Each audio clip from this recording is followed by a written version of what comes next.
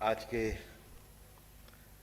इस कार्यक्रम में मंच पर उपस्थित गोवा के हमारे लोकप्रिय मुख्यमंत्री सम्मानीय डॉक्टर प्रमोद सावंत जी, गोवा के हमारे पर्यावरण मंत्री सम्मान्य नीलेश जी, गोवा के हमारे जल संसाधन मंत्री, उपस्थित सभी अधिकारीगण, देश भर से आए हमारे वेटलैंड मित्र, गोवा के हमारे स्टूडेंट्स और गोवा के सभी प्रबुद्धगण।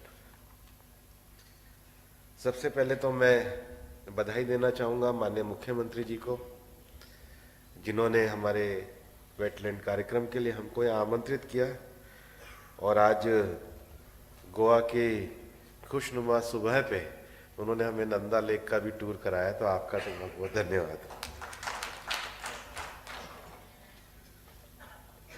भारत ने पिछले 9 वर्षों में दुनिया में एक विकास की नई राह को तय किया है, जहां पर्यावरण और विकास दोनों साथ साथ चलते हैं। और ये मैं इसलिए कह रहा हूं कि अगर आप 9 साल में हमारे देश का इकोनॉमिकल डेवलपमेंट और इकोलॉजिकल बैलेंस देखेंगे तो हमारे देश ने कई रिकॉर्ड तोड़े हैं। दुनिया के किसी देश में ऐसा नहीं हुआ कि अगर कोई इकोलॉजिकल रॉन्ग हुआ हो तो इकोलॉजिकल हार्मनी के नाते उस देश ने अपने यहाँ पर एक विशेष कदम उठाया हो। हमारे यहाँ पर प्रधानमंत्री जी के नेतृत्व में जो चीते हम लेकर के आए, वो ये दर्शाता है कि 1952 में अगर कोई एक प्रजाति हमारे यहाँ से एक्सटिंक्ट हुई तो उसका रिहेबिलिटेशन करके ये हमने ह्यूमैनिटी का काम प्रधानमंत्री जी के नेतृत्व में किया। देश में इस बार ग्रीन बजट आया, ग्रीन बजट विभिन्न क्षेत्रों में आया, लेकिन उसमें जो सबसे बड़ी बात है, जो 2 बड़े इनिशिएटिव हमारे को बजट में प्रधानमंत्री जी के नेतृत्व में प्राप्त हुए, उसमें पहला हमारी जो अमृत धरोहर है, जो वेटलैंड्स है, उसको मान्यता मिली है। और वेटलैंड को मान्यता मिलने का अर्थ क्या है और वेटलैंड के कंजर्वेशन पे जोर क्यों होना चाहिए? सबसे पहला विषय है कि जब हम प्रधानमंत्री जी के पंचामृत के विषय को आगे बढ़ाते हैं तो हम जानते हैं कि धरती पे सबसे बड़ी आवश्यकता पानी की है। और वेटलैंड जो हमारे पूरे इकोसिस्टम में, क्योंकि जो किसी भी क्षेत्र की, मैं तो देश भर की कई वेटलैंड्स की जगह पे गया हूं, घूमता रहता हूं, जो जमीन का टोपोग्राफी होता है उसी के हिसाब से पानी वहां पर रुकता है और जो उसकी जलवायु होती है उसी हिसाब से वहां पे बायोडायवर्सिटी उत्पन्न होती है।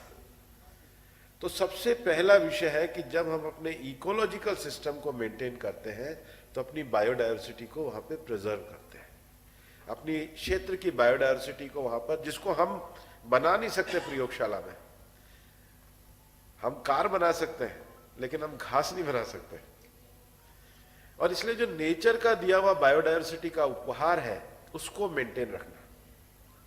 और बायोडायवर्सिटी हमारे मेडिसिन के काम में आती है, हमारे फूड्स के काम में आती है, बायोडायवर्सिटी हमारे कॉस्मेटिक के भी काम में आती है, बायोडायवर्सिटी हमारे ऑयल्स के भी काम में आती है। ये जितना ऑयल्स निकलता है ये इन्हीं पत्तियों में से ही निकलता है, एनर्जी सेक्टर में भी काम आती है। तो जो इतना बड़ा नेचर का दिया हुआ उपहार है, जो अपने लोकल हमारी पर्यावरण के कारण उसको कंजर्व करना, उसको मेंटेन करना, इसमें वेटलैंड एक बड़ी भूमिका निभाती है। दूसरा विषय, हम सब जानते हैं कि जितना पॉल्यूशन होता है, तो आप ये देखेंगे कि बड़े बड़े शहरों के बीच में जो बड़े लेक्स हैं वो कार्बन शंक का काम करते हैं। आखिर सभी लोग पेट्रोल का धुआं है तो उसको एब्जॉर्ब करने की जगह कहाँ है?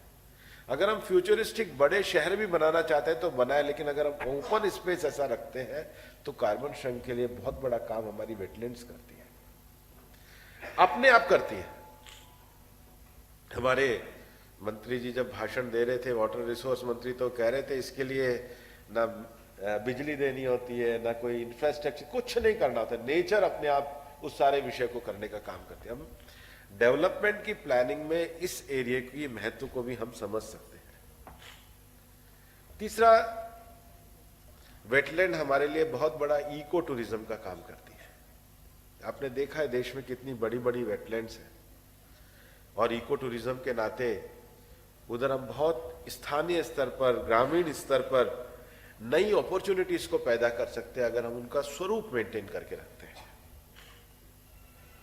और हमारी लोकल कम्युनिटी के इनकम जनरेशन का एक बहुत बड़ा जो वास्ता है वो वेटलैंड बन सकती है। और इसलिए इस बार आपने बजट में देखा होगा कि दोनों विषय, पहला वेटलैंड को सरकार ने बढ़ाने के लिए काम किया, और दूसरा जो एक नया प्रोग्राम दिया मिष्टी, जिसको बंगला में बहुत मिठाई, एक स्वीटनेस कब आ सकती है, खासकर गोवा तो हमारा कोस्टल एरिया है। तो mangrove initiative for sustainable habitat and tangible incomes, दोनों चीजों को हम अगर मिलाकर करें तो हम अपने जो समुद्र क्षेत्र का कटाव है उसको रोक सकते हैं। उधर इतनी किस्म के हमारे जो मैंग्रोव्स हैं, वो प्रोजेक्ट मिष्टी सरकार ने इस बार बजट में लेकर के आए हैं। और इसीलिए प्रधानमंत्री जी के विजन और नेतृत्व के हिसाब से अमृत सरोवर की कल्पना की गई, ताकि हमारे पानी का जो पूरा मैनेजमेंट है वो सही होता रहे। इसके साथ ही साथ जो हमारा वेटलैंड्स एरिया है, उसके पास आज के समय में सबसे ज्यादा जो हम कैंसर वगैरह से होते हैं, उसका एक बहुत बड़ा कारण है कि पेस्टिसाइड्स का बहुत यूज होता है। और इसलिए इस बजट में पीएम प्रणाम एक योजना तय की गई है। हेल्दी लाइफ के लिए हेल्दी फूड जरूरी है, हेल्दी फूड के लिए राइट फूड उगना भी जरूरी है। और इसलिए पीएम प्रणाम में prime minister programme for restoration awareness, nourishment and saving of mother earth, इसको पीएम प्रणाम नाम दिया है। तो हम जितना नेचर ओरिएंटेड कृषि की ओर जाएंगे उतना हम ज्यादा अच्छे तरीके से, अदरवाइज आप चारों तरफ पेस्टिसाइड कर दोगे तो पक्षी भी आना बंद हो जाएंगे। तो भारत सरकार ने ये एक पीएम प्रणाम योजना इसमें दी। और सबसे बड़ी बात है, जो ग्रीन इनिशिएटिव लोग रखते हैं उनके लिए ग्रीन क्रेडिट की बात भी करी गई है। और ये ग्रीन क्रेडिट भारत सरकार का एक नया इनिशिएटिव है। आखिर हम ग्रीन इकोनॉमी में रहते हैं तो उनको उसका फल भी मिलना चाहिए, और इसलिए ग्रीन क्रेडिट भी ये लेकर के आए हैं। और इसलिए प्रधानमंत्री जी ने जब ग्लासगो में पूरी दुनिया इकट्ठी हुई थी और दुनिया में 1.5 डिग्री टेम्परेचर से ऊपर दुनिया चली जाएगी तो वापिस से ये स्थितियां पैदा होंगी, तो उसका उपाय क्या है? सरकार तो पॉलिसी के स्तर पर प्रयास कर ही रही है, लेकिन अपने पर्सनल बिहेवियर और एटीट्यूड के साथ भी हमको जन भागीदारी करनी चाहिए। जन भागीदारी ही सबका साथ सबका विकास, जन भागीदारी माने सबका प्रयास है। और हमारा मिनिस्ट्री ऑफ एनवायरनमेंट का मोटो है प्रकृति रक्षिता रक्षत। जो प्रकृति की रक्षा करेगा, प्रकृति उसकी रक्षा करेगी। और इसलिए प्रधानमंत्री जी ने मिशन लाइफ दिया है, एनवायरनमेंट फ्रेंडली लाइफस्टाइल। अपने दैनिक जीवन के किसी भी काम में कोई एक काम मैं ऐसा कर सकता हूं जो मेरी तरफ से कंजम्पशन को कम करता हूं, मेरी तरफ से एनवायरनमेंट फ्रेंडली स्टेप हो। मैं एक पेड़ लगा सकता हूं, अपनी एक लेक को सेव कर सकता हूं, कहीं प्लास्टिक रोकने का काम कर सकता हूं। कोई एक ऐसा इनिशिएटिव अपने व्यक्तिगत जीवन के द्वारा हम करना चाहे तो देश में अगर 125 करोड़ इनिशिएटिव होंगे तो कितना कार्बन एमिशन हम एक एक प्रयास से कम कर सकते हैं। और इसलिए हम कहते हैं कि सिविक सेंस किसको कहेंगे? मान लो कोई आए और आने के बाद कुर्सी पे नीचे बैठने की बजाय ऊपर बैठ जाओ, तो आप कहेगा भाई इसमें सिविक सेंस नहीं है। लेकिन हमें सिविक सेंस के साथ साथ अब नौजवानों में एनवायरमेंटल सेंस को भी खड़ा करना पड़ेगा। और केवल सरकार से नहीं, अपने पर्सनल बिहेवियर, अपनी पर्सनल प्रायोरिटीज के साथ अपने जीवन में से हम क्या एनवायरमेंटल बिहेवियर में अपने जीवन में कोई चीज इनकलकेट कर सकते हैं, जिसको हम कहते हैं अपने संस्कार में, अपनी हैबिट में। इतना अगर करेंगे तो फिर सरकार के साथ मिलकर के हम एक नया इनिशिएटिव खड़ा कर सकते हैं। मैं बधाई देना चाहूंगा कि आज आजादी के 75 साल में प्रधानमंत्री जी के नेतृत्व में 75 रामसर साइट्स बनी है। हम इनकी संख्या को बढ़ाने के लिए पूरी तरीके से प्रतिबद्ध है, लेकिन हम इनके कंजर्वेशन के लिए भी प्रतिबद्ध है, इनके मैनेजमेंट के लिए भी प्रतिबद्ध है। और इसलिए भारत सरकार के द्वारा जो कार्यक्रम चलाया जाता है, भारत सरकार के उस कार्यक्रम का उद्देश्य इसके लिए कम्युनिकेशन खड़ा करना। आज मान लीजिए गोवा में हमारा कम्युनिकेशन हुआ तो हमको ध्यान में आया कि भारत में कितना वेटलैंड का एक बहुत बड़ा प्राकृतिक स्रोत है। मैं अक्सर अपने फॉरेस्ट ऑफिसर्स को जब मैं रामसर साइट के लिए विजिट करता हूं तो मैं कहता हूं कि फॉरेस्ट कंजर्वेशन हमारे देश में, हम कहते हैं फॉरेस्ट क्यों होने चाहिए, क्योंकि फॉरेस्ट से हमारा हार्ट ठीक रहता है, सांस ठीक आती है। तो वेटलैंड क्यों प्रिजर्व करने चाहिए, वो हमारे लिए किडनी का काम करती है, हमारे शहर के लिए कार्बन सिंक का काम करती है, हमारे बर्ड्स के लिए आश्रय का काम करते हैं, हमारी बायोडायवर्सिटी के लिए वेटलैंड काम करती है, हमारे कस्टम रिचुअल के लिए करती है। सबसे बड़ी बात है, हमारे को पूरे शहर में निकलने के बाद अगर कहीं एक हैप्पीनेस की फीलिंग होती है तो अगर साफ झील सामने दिखेगी तो अपने आप एक हैप्पीनेस आएगा। केवल भगवान के जो दिया हुआ, कुदरत का दिया हुआ, उसको देख करके आपको एकदम हैप्पीनेस की अनुभूति होगी। इसलिए सबसे बड़ी बात है इसके लिए कम्युनिकेशन खड़ा करना। दूसरा, इसके लिए एजुकेशन खड़ा करना, अवेयर एजुकेशन, कम से कम लोगों को पता करना। फिर पार्टिसिपेशन लोगों का करना। ये जरूरी नहीं है कि सब चीजें, ये तो नेचर की दी हुई चीज है, केवल उसके स्वरूप को हम बना के रखें उतना पर्याप्त है। वहां उसके हम पेस्टिसाइड ना भेजे, केमिकल ना भेजे, उसका कैचमेंट ना रोकें, केवल इतना अगर हम करें तो वो मेंटेन रहेगी। और अवेयरनेस खड़ी करना बहुत आवश्यक है। लार्ज नंबर पे हमारे जो वेटलैंड्स हैं वहां लोकल फिश स्पीशीज भी हैं। मेरे को तो लगता है, मैं जब लोकटक गया था, मणिपुर वाले कहीं चले गए, लेकिन लोकटक मतलब उनका फिश का जो प्रोडक्शन है बहुत बड़ा प्रोडक्शन है और उसके लिए कोई रोकने के लिए मनाही भी नहीं है, लेकिन झील मेंटेन रहेगी तो प्रोडक्शन रहेगा। कोई एक्टिविटी को रोकने का विषय नहीं है, केवल नेचर को प्रिजर्व करने का विषय है। कहीं डेवलपमेंट को रोकने का विषय नहीं, नेचर के साथ हमारा जो लाइफ स्टाइल है उसको जोड़ने का विषय है, हमारी धरोहर को रोकने का विषय है। और इसलिए लोग कहते हैं पर्यावरण और विकास, ये अब हमें पर्यावरण और विकास ये अलग अलग चीज नहीं, विकास पर्यावरण आधारित करना पड़ेगा। हम अगर क्लाइमेट चेंज की बात करते तो क्लाइमेट जस्टिस की बात भी करते, दोनों को हमें एक दूसरे का पूरक बनाना होगा ताकि सब लोग सम्मानपूर्वक जी सकें। मैं ये भी कहना चाहूंगा कि अभी मन की बात में भी प्रधानमंत्री जी ने ये विषय लिया था और बहुत सारी जगहों पर हमारी लाइवलीहुड जो लोकल कम्युनिटी की है, जहां पर बड़ी लेक्स हैं, उसके बारे में भी चिंता करने का हम काम करना चाहते हैं। जो हमारे वेटलैंड मित्र आए हैं, पिछली बार भी हम 6 महीने पहले इकट्ठे हुए थे, मेरा आपके साथ तब लंबा इंटरेक्शन हुआ था, लगभग मैं बहुत लंबा समय आपके साथ रहा था।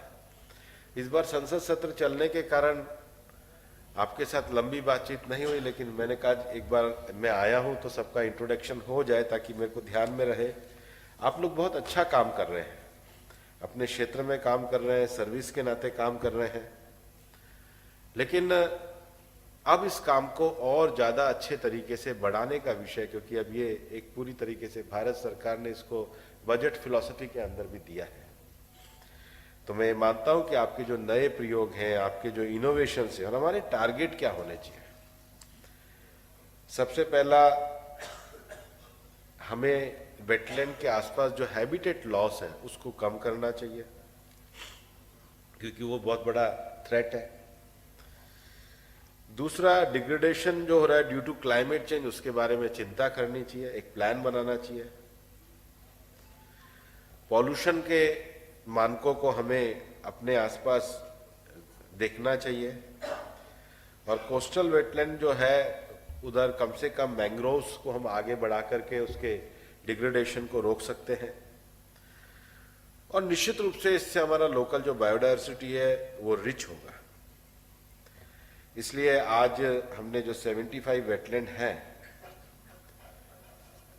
उस 75 वेटलैंड माननीय प्रधानमंत्री जी के नेतृत्व में हमने सबका एक मैपिंग किया है। मैपिंग मतलब सब वेटलैंड अपने geographical, economical, social, cultural, biodiversity region से अलग अलग है। सब में एक जैसा पैमाना नहीं हो सकता। और नेचर की खूबसूरती यह है कि जिस प्रकार का नेचर है उस हिसाब से उसको प्रिजर्व और कंजर्व किया जाए। सब में एक जैसा प्रिंसिपल लागू ना किया जाए। जो हमारे जम्मू कश्मीर की वलूर की विशेषता है वो हमारे सांबर लेक की नहीं हो सकती, जो सांबर की है वो चिल्का में नहीं हो सकती, जो ये सतकोशी का बायोस्फीयर रिजर्व है वो हमारा गल्फ ऑफ मन्नार का नहीं हो सकता। सब जगह फ्लोरा और फोना अलग है। तो हमने सबका एक अलग अलग स्टडी, इम्पैक्ट स्टडी करवा के ये पूरा एक 75 वेटलैंड का बनाया है। मुझे लगता है उसके साथ हम जो हमारे नॉलेज इज पार्टनर इंस्टीट्यूशन है उनको जोड़ने का काम करें। जब मैं आसाम में गया था दापोली बिल के लिए तो हमने आईआईटी गुवाहाटी को काम दिया। लोकटक में गए तो हमने आईआईटी रुड़की के साथ वो नॉलेज पार्टनर उनको बनाया। तो जो अपने लोकल अच्छे आईआईटीज हैं या हमारे अच्छे यूनिवर्सिटीज हैं उनको हम उसके साथ जोड़ने का काम करें, उनको नॉलेज पार्टनर बनाएं और उनको भी लगेगा कि हम अपने एरिया में ये एक ऐसा काम कर रहे हैं जो एजुकेशन रिसर्च के साथ ही साथ अवेयरनेस का काम है, पार्टिसिपेशन का काम है।